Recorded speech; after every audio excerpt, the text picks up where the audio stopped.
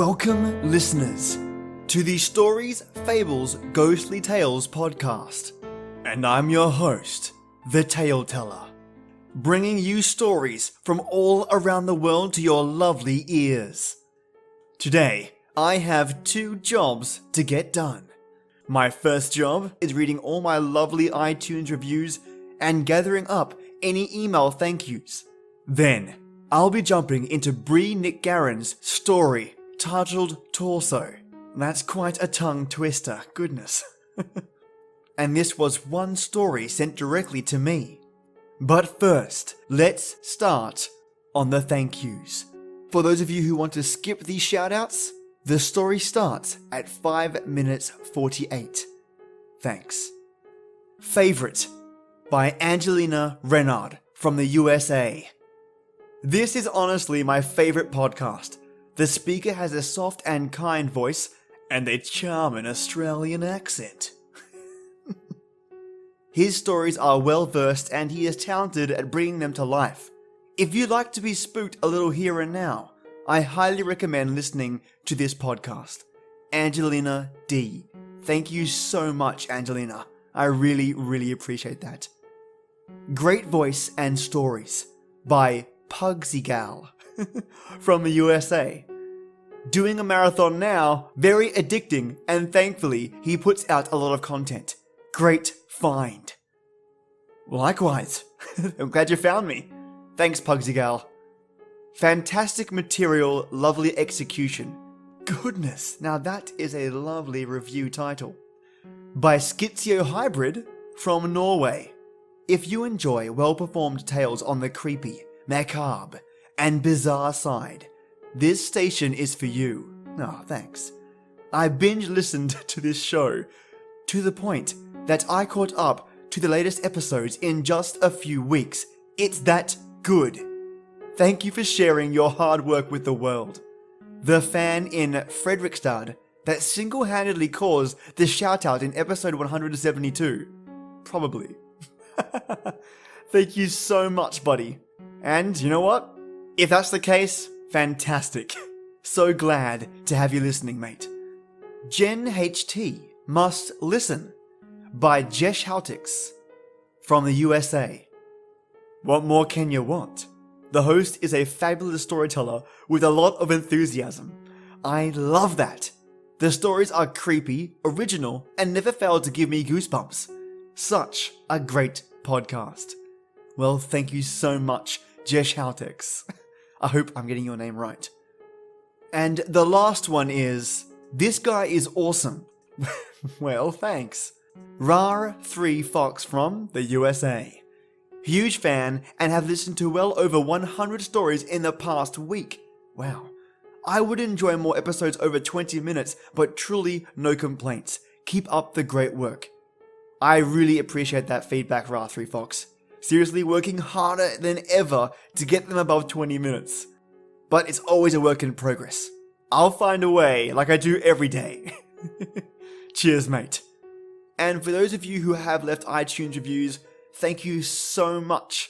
And I really mean that, because I know it's a couple of hoops to get through. And 2, not all of you necessarily leave comments, so I can't attribute them to any one person. So for those of you who think maybe I forgot you, or are wondering why I haven't called your name out, good chances are you left a brilliant 5-star rating, but there's no name to attribute it to. So thank you to all of those who have left a 5-star review rating, but haven't left their name. I haven't forgotten you. And my next list of thank yous goes to those that have emailed me lovely compliments and support directly to me. So we have Gorilla, aka Doug, thanks buddy. Lita, thank you. Moa, thanks. Scott, thanks buddy. DM Hall 54, cheers mate. Mason, thanks mate. JS, thank you for your kind words. And Celine, thank you for the story and the kind words. Rest assured I have not forgotten about my SoundCloud or my YouTube supporters. I just need to find a good time to give those lovely listeners a shout out as well. But I'm planning it, don't worry. And again, thank you all so much for your lovely feedback and support. Now for something a little bit different. Bree, our author of today's story, reached out to me and thought, why don't we get to know our author a little bit more? So I asked her to share with us a little bit about herself that I could share with you all. So I hope you like it. Bree NicGarran grew up in the wilds of Bucks County, Pennsylvania, and now resides outside of a historic area in Virginia, USA. In addition to writing short horror stories and books for the pagan sector, she maintains a popular blog about witchcraft and practical magic. Bree lives with her husband and 2 very spoiled ginger cats, and is very glad that none of them seem to mind having a pagan altar in the living room. Brilliant. I'm sure both your husband and cats are definitely spoiled. And now, turn the lights off, the sound up, and get ready for something different. So, have you heard of this thing called the torso ghost? Gary lolled his head over the back of the couch, half-empty beer bottle in hand, while Renee sat on the floor and fiddled with her digital camera. It was a typical Friday night. None of us had much of anything to do. So cheap beer and campy horror movies were the order of the evening. By midnight, we'd all be half drunk and scaring each other silly with whatever weird story we could think up or pull from the internet. I shook my head. No. Is that a new one? Sort of, Gary replied. I found it on that urban legends site last week. Actually, has to do with that old warehouse past the docks. You know, the one that used to make the bombs and stuff? We did know that place. Everyone did. It was a hotbed of local rumor and paranormal tales. There had been a number of accidents there during the building's tenure as a munitions factory, and a plaque bearing the names of a few dozen workers still adorn the outside wall near the door. Naturally, that amount of pain and death in one place would produce a bumper crop of ghost stories, whether anything was actually going on or not. Renee put down her camera as Gary went on. Well, see, there were lots of workers who got maimed and stuff, right? 'Cause of the machinery. And this one guy, he was walking by one of the big ones and got pulled in and ripped to pieces before anyone could help him. When they finally got that thing stopped, the only thing they pulled out was his torso. His arms and legs had been crushed and torn to bits, and his head was squished like a pumpkin. He gave a morbid grin. They probably had to hose blood and brains out of the gears for weeks.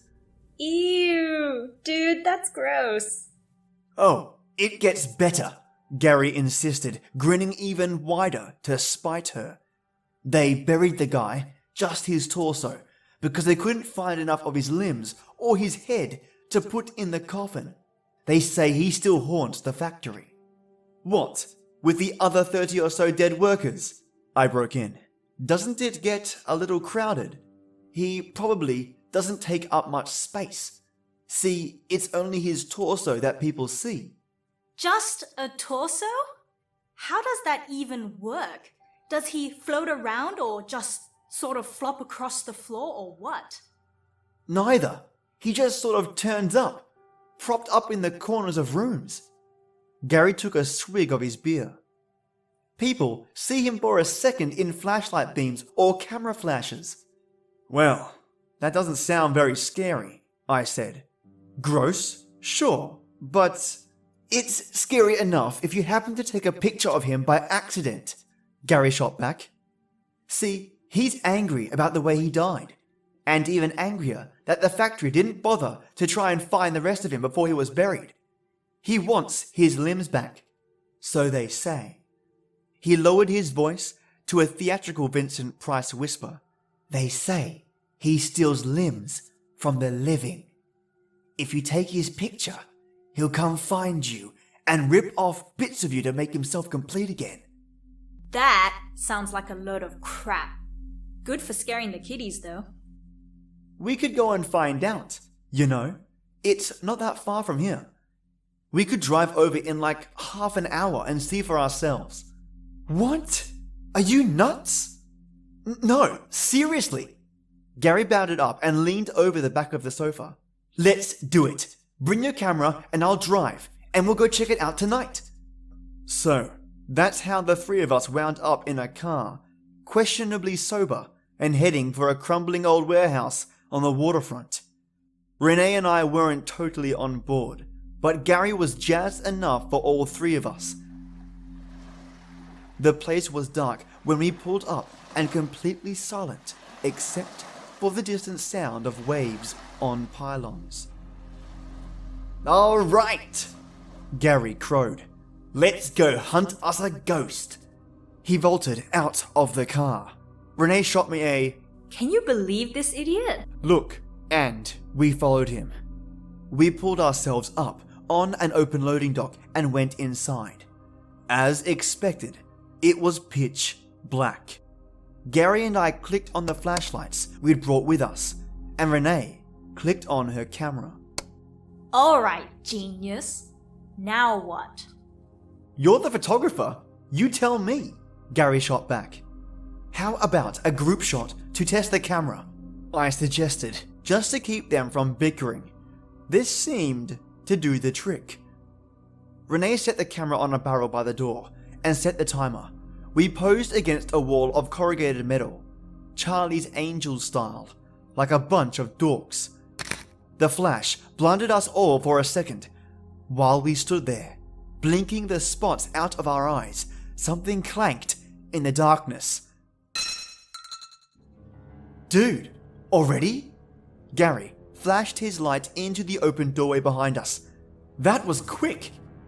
I tried to tell him not to get excited, that it might have just been a chain moving in the wind or a piece of rusted out equipment shifting, but Gary wasn't listening. He ran off into the darkness before either of us could stop him. Oh, hell. Renee muttered. We ran after him, but the factory floor was a maze of chain link partitions and hulking hunks of metal that were once state-of-the-art machinery. Gary didn't respond to our calls of his name. We looked for the flickering beam of his flashlight, but no luck there either. Gary? Where the hell are you? I yelled. Shh! Did you hear that? I paused, listening. For a few seconds there was nothing. Then, there was a low, soft, scraping sound somewhere nearby. Something was sliding across the cement floor, scratching and grating softly as it went. My blood froze in my veins. The image of the dead man's mangled torso flashed into my head. A bloody, headless thing dragging itself across the floor by the stumps of bone protruding from its severed limbs.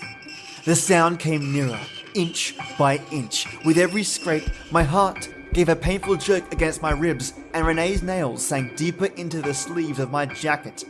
It was only feet away now. Renee shrieked, and I brought my flashlight up, futilely thinking it might be a weapon. Holy balls, that's bright! Gary threw up his hands to block the glare. Renee punched him. You asshole! The hell were you doing running off like that? Ow, I found something. Come on. Without waiting for an answer, he took off again. What could we do but follow him? Fortunately, this time, he stayed in range of my flashlight, and we found ourselves standing in front of a particularly large and decrepit-looking piece of machinery that sported a giant wheel on one side. This is it, Gary told us, with a triumphant spread of his arms, as if this were an art exhibition and he'd just unveiled his masterpiece. This is what? Renee and I said almost in unison. Oh, come on, look. He pointed to some odd brown stains on the metal grating beneath his feet. Those have to be bloodstains. I'll bet this is the machine that... We froze, staring. The wheel had just moved. It was the barest inch of a turn, but the damn thing had moved. Another couple of inches. Something clunked ominously, and with the torturous screech of old metal, the wheel began to turn. Gary! Renee said in a terrified whisper. Gary! Get away from there! No way! This is what we came to see! Come on, take a picture! Let's see if we can catch the ghost! Gary's grin was practically maniacal as he stood beside the slowly awakening machine. It was at the exact moment when I decided I had just about enough and was stepping forward to put an end to things by dragging his fool ass out of there if I had to, that everything went straight to hell. Gary's foot slipped on the grating. Before Renee or I could reach him, both his legs had been pulled under the wheel. The scream that echoed off those walls was one I don't think I'll ever be able to get out of my head. It went on, hoarse and ugly, underlaid by a wet, crunching sound as the wheel gained momentum and the rusted metal turned dark and wet. With a sickening lurch, we managed to pull Gary out of the gears, but it was too late. His legs were mangled stumps, pumping crimson puddles onto the floor, and his skin was already turning waxy, his pupils fixed and unresponsive. Oh shit, I heard myself say. Oh shit! We gotta get out of here. Renee's voice shook. We gotta get help. A clank from the machine was all it took to send us running. Through the labyrinth of the factory floor, back towards the entrance, we practically flew, barely seeing our way by the beam of the flashlight. The open bay was a patch of lighter darkness, and we aimed for it at full speed. I practically drove off the loading dock, landing hard on the asphalt and turning back to help Renee down. I started digging for my cell phone to call, I don't know. An ambulance would have been pretty pointless, and we were trespassing, so the cops were out of the question. Suddenly, Renee turned back. Shit! I left my camera! Renee, wait! She ran back to the loading dock and tried to haul herself up on it. I heard a snap and a screech of metal and could only watch in horror as the bay door came crashing down. Renee's screams split the night like a siren and she staggered back, both arms neatly severed just above the elbow. Red gore painted streaks down the lip of the loading dock. Right about then is when everything went black. I woke up in the hospital 2 days later. The cops badgered me about our reasons for being there. Took my statement about the ghost story, the machine that moved on its own, and what had happened to Gary and Renee. They told me Gary never made it out of the factory. He'd lost too much blood, and he breathed his last right there on the metal grating where we'd left him. Renee was still in a coma. Doctors weren't optimistic about her chances due to the trauma inflicted by the falling bay door, but in the end, she pulled through. After the investigation wrapped up and I finally got out of intensive care, they gave me Renee's camera. Somehow, it had remained intact and undisturbed on that barrel just inside the door. I borrowed a laptop and flicked through the photos on the memory card. I don't know what I was looking for. I think I just wanted to see their faces again. Wanted to try and overwrite the awful images etched on the inside of my skull. There were only a dozen or so, but it helped. Pictures of the three of us drinking beer, making goofy faces, grinning like idiots. I felt a lump rising in my throat. Gary had been kind of a dumbass sometimes, but we'd been friends since grade school and I was going to miss him terribly. I looked at a picture of Renee, balancing a bottle on one finger, and tried to wrap my brain around the idea that she'd never be able to drink on her own again without help or a prosthetic. The very last picture was the one we'd taken upon entering the factory. I almost didn't want to look at it. Didn't want to see those last moments we'd spent together before. It took half an hour of hovering over the next button before I finally summoned up the strength to click. There we were, in what was probably the worst Charlie's Angels trio pose ever. I laughed in spite of myself and felt my eyes prickle with tears.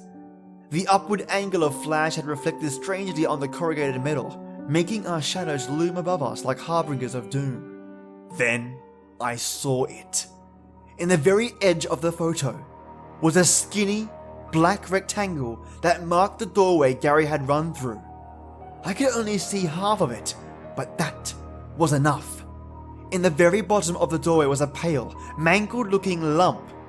I somehow knew what it was before I fully processed exactly what I was looking at. It was a limbless, human torso. We'd been feet away from the thing when the flash went off. Gary was closest, Renee was in the middle, and then me. As I stared at the photo, trying to find some other explanation, trying to think of anything that didn't involve vengeful, limb-ripping ghosts, I noticed something else. Our shadows weren't just distorted, they were incomplete. Gary had lost his legs. Gary's shadow had no legs. Renee had lost her arms, and Renee's shadow had no arms. And now, I'm terrified to leave this hospital. Terrified to go anywhere outside my room. Terrified of what's waiting for me out there. Because in the photo, my shadow had no head. And this concludes the story by Bree NicGarran, titled Torso. And a huge thank you to Bree for sending this in. Nothing like a haunted, vengeful spirit to give you the chills. I really enjoyed this story. The characters were charming and distinct, and the ending was on point. And yes, there was a surprise guest. I featured this narrator on my channel before when I narrated the Botnik-generated Harry Potter episode, which is number 181, and she played Hermione. So a huge thank you to my still mysterious narrator, who really captured Renee in this episode. And my question is this, lovely listeners: what would you have done against such a creature? Perhaps use some white sage? Or would you just never have gone down there at all? Either way, it's pretty nuts, right? This might have been a spectre, perhaps a ghoul, or more likely, a vengeful spirit. What do you think? I'd like to know. And tomorrow, my plan is to reach for a Jace York story. It might be a Tale-Teller story, or even something completely different. Let's see how the tailwinds blow tomorrow. And rest assured, there will be more work by Bree NicGarran heading to your lovely ears. Also, I'll put her website in the episode notes, and there's a button that says buy her a coffee. If you get a chance and have some spare moolah, I'm sure she would appreciate that donation. Lastly, if you're able to tell a friend about the podcast, that would be awesome. Word of mouth kicks the crap out of most advertising, and I love it when I hear people saying my friend or family member got me onto this podcast. And thank you, the listener, for simply listening. Have a great day or night. On that note, it is that time. This is the place where stories live, and you tale-tellers come to listen. Enjoy your day or night, and join me every weekday for our creepy tradition. And as always, till next time.